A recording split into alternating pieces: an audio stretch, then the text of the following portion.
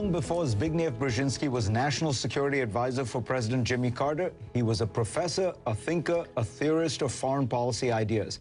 And with his new book, Strategic Vision, America and the Crisis of Global Power, Brzezinski puts his professorial cap on again, taking a long, hard look at America's standing and offering up strategic solutions of how the United States ought to approach this brave new world. Welcome, Zbig. Fareed, it's good to be with you again. We'll get to the big picture in a moment, but since I have you, I cannot but ask you, what do you think is going to happen with this crisis with Iran? You have Israel on the one hand threatening to act. You have the United States, which has been putting a great deal of pressure on Iran, but now trying to dial back a little bit of the rhetoric. What do you think? Where's this going to end up? I think it all depends on how determined, clear-headed, and explicit the United States is. If we drift, if we fuzz the words over, if we are ambiguous, it could end up very, very badly. If the United States is clear-cut, if it makes it very clear to the Iranians that they're not going to be part of the global community if they persist in violating the NPT. But if at the same time we don't offer them only the choice of capitulation or strangulation, which would force them to lash out. And if we at the same time make it clear that if they continue with their investigations and research and perhaps weapons development, we will in any case guarantee the security of the Middle East, including that of Israel, the way we have done it for Japan and South Korea very effectively over the years. Put a nuclear umbrella over the Yes, Middle and East. we did it for Europe against the Soviet Union. We can do it here too. So we don't need to go to war. And we have to make that very clear to our Israeli friends. We're not going to go to war. They're not going to go to war by flying over our airspace over Iraq. We're not going to support them. If they do it, they will be on their own. The consequences will be theirs, because the price we'll all pay if they start a massive war, which the Iranians interpret as being done with our connivance, will be disastrous for us in Afghanistan, in Iraq, in the terms of oil, stability in the Middle East more generally. There is an interesting window here where the Israelis talk about a window which is closing in terms of Iran's technical capacity. But the real window I wonder about is the Israelis surely know that if they are going to attack, the best time to attack is before the November election. Oh, I completely agree with you. Because it will be difficult for the president to oppose them. Absolutely, you're absolutely right. My sense is right now they're essentially pushing to force us to give the Iranians terms of a compromise solution, but formulated in such a way that they cannot accept it. That the Iranians cannot accept it. Yeah, and then prior to the elections, they'll be tempted to strike. And this is why I think the president, when he talks to Netanyahu on March 5th, might take into account the fact that, first of all, he was humiliated the last time Netanyahu was around, and the president of the United States shouldn't be so humiliated, and that he represents the American national interest, and he has to speak unambiguously as to what it is. And what would he, if you were advising President Obama, what would you tell him to say to Netanyahu? Well, more or less what I said a few seconds ago. Namely, this is not compatible with our interests. This will be damaging to us. And we would oppose it if he were to do it. The Iranians will blame us for it. They'll take action against us. We'll be paying the price. This is not acceptable, and we want you to know that. In different ways, Presidents Eisenhower, Carter, and Bush 1 did that on other occasions. And the Israelis are realists. Most Israelis, we also have to remember, most Israelis don't support a war. Much of the establishment of Mossad, Shin Bet, the military, is against it. The American Jewish community, in the majority, is not for it. It's just the top echelons are much more Likudnik-oriented. So when the president speaks, he speaks with some degree of political credibility, not only here, but also among the Israelis. Well, I had Martin Dempsey on the program last week, and he said, when talking about Syria, he said, very different from Libya, really doesn't make sense at this point for the United States to arm the rebels. Would you agree with that? Well, it's not a question of whether I agree with that, but my approach would be somewhat differently shaped or defined than the one we're pursuing right now. I would take the position that we will support anything that the Turks and the Saudis jointly contrive. Because they're our friends in the region, they're responsible, they're very interested, and they have the capacity to play a decisive role. We can then back them if they do it. But I certainly wouldn't get out front. Isn't what's happening in Syria, though, a kind of proxy or Cold War with the Iranians supporting the regime and the Saudis increasingly supporting the opposition? Yes, it's even more complicated because the Israelis also have an interest. And they certainly don't have an interest in a strong, united Syria again re-emerging. Although that's rather unlikely these days in view of what has happened. But we shouldn't be careless in any comparisons between Assad and Gaddafi.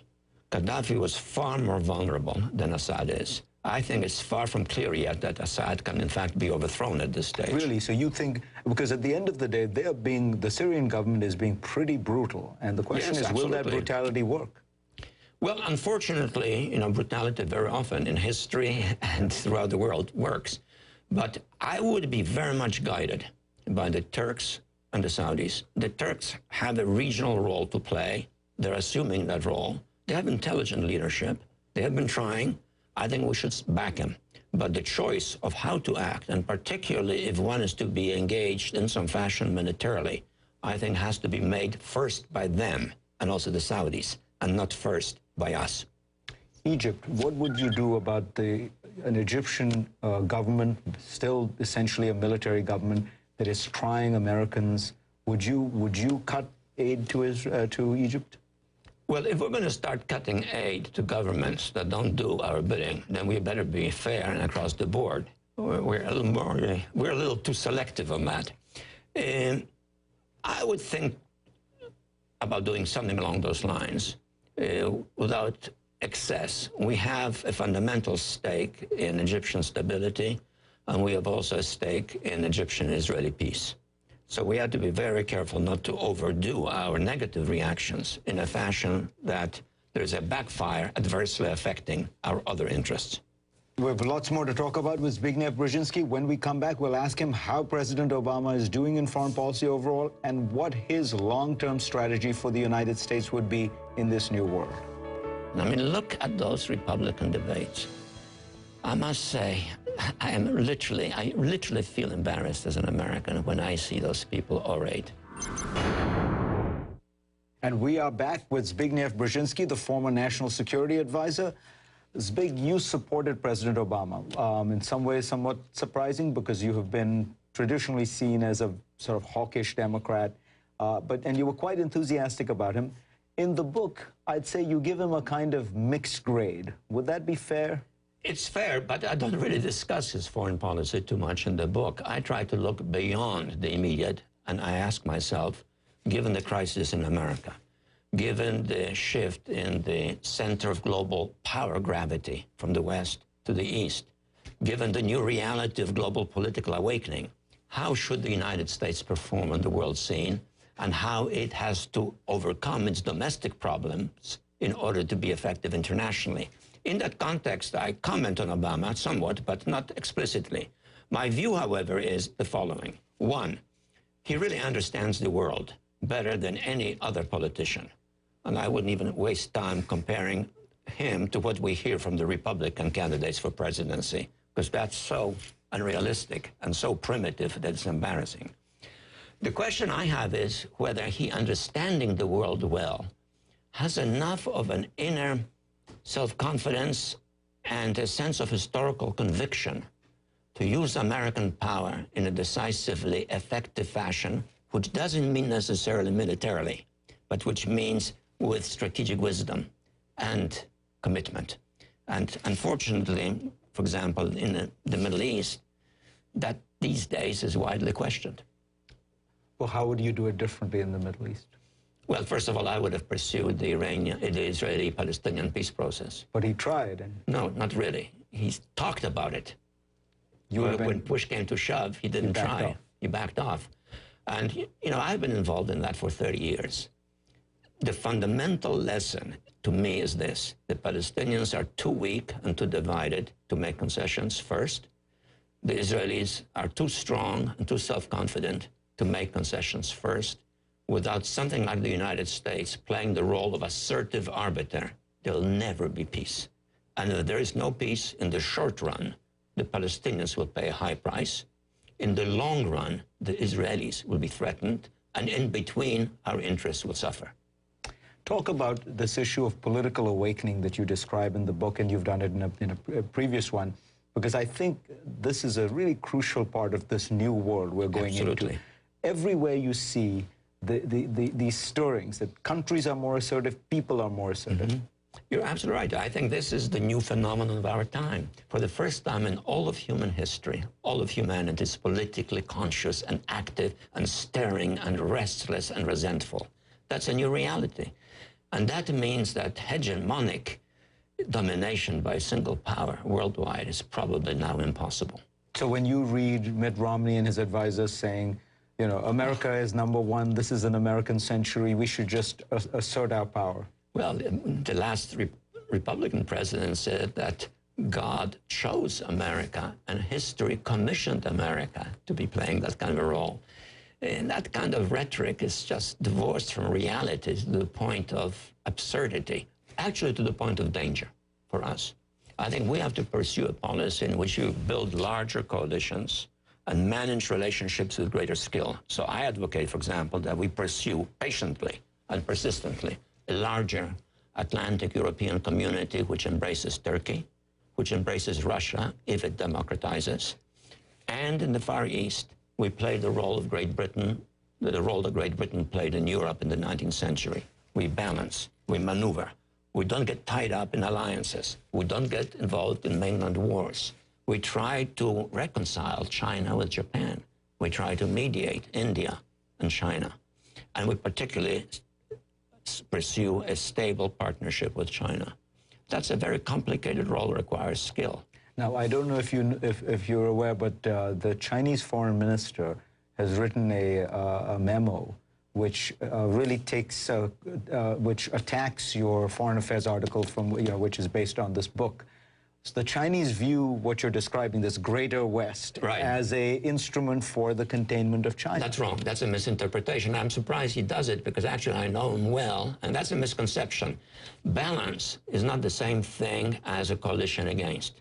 I think we do need a stronger West because otherwise the values that the West represents will be dissipated. I think it's important that those values be preserved and increasingly the rest of the world be encouraged to emulate them to some extent. That is a very constructive role for the West to play.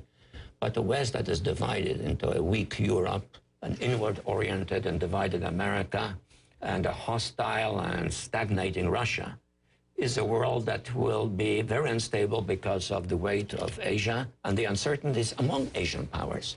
So we need a vital West and a strong America in that context to be a partner, but also a mediator towards the East. You say in this book, and you also do in a few books back, as you can tell, I'm a connoisseur of your books, you talked about how the internal strength of America was really at the heart of this, and that America, and you quite presciently said this, I think 20 years ago, was a society becoming a society too much based on consumption and debt and a kind of self-indulgence. And greed, and social unfairness. I'm very worried about the fact that our society has become so dramatically demarcated into the few very rich and the many more poor. You think all this makes it difficult for us to play a global role? Absolutely, because in this politically awakened world, interactions are so close and intimate that people are intimately aware of what other societies are like. And this is why I have a chapter in my book on the waning American dream. I think the American dream can be reawakened, but only if we very seriously tackle our domestic problems, seriously, across the board. And right now, I don't see that being very likely in the near future, but I still am convinced that we have residual assets that would enable us to do it if we begin to seriously concentrate on these problems. In this fall's election, you still prefer Obama to the alternatives? Without a question, without a question. I mean, look at those Republican debates. I must say, I literally feel embarrassed as an American when I see those people orate. One of them sounds like a medieval Savonarola. Another one is trying to explain why he has some of his wealth located in the Cayman Islands. then someone else would go back to 1780, and then there's someone who's using his credentials as a repudiated Speaker of the Congress to be president. I mean, this is just embarrassing. Zbigniew Brzezinski, pleasure to have you on. It's good to be with you, Fareed, as always.